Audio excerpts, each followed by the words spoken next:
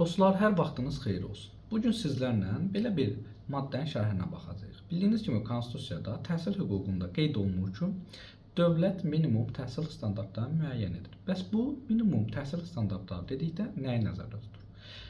Ümumiyyətlə, burada dövlət nəzərdə tutur ki, hər bir təhsil müəssisəsi və yaxud hər bir təhsil alan şəxs hansı minimum standartlara sahib olmalıdır.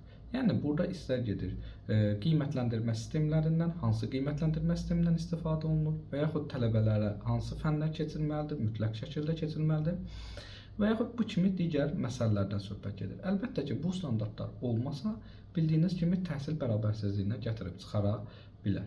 Bundan başqa, məsələn, nümunə kimi verə bilərəm ki, fikirləşin ki, 9-cu sinif şagirdidir. Dövlət deyir ki, 9-cu sinif şagirdi bitirən şəxs Pifaqor teoremini bilməlidir. Və yaxud da ki, məktəbi bitirən şəxs yazılı və şifahi ünsiyyət qurma bacarığın olmalıdır. Və yaxud digər bir nümunədə deyə bilərəm ki, məsələn, müəllimlərin sertifikasiyadan keçmək məsələsi.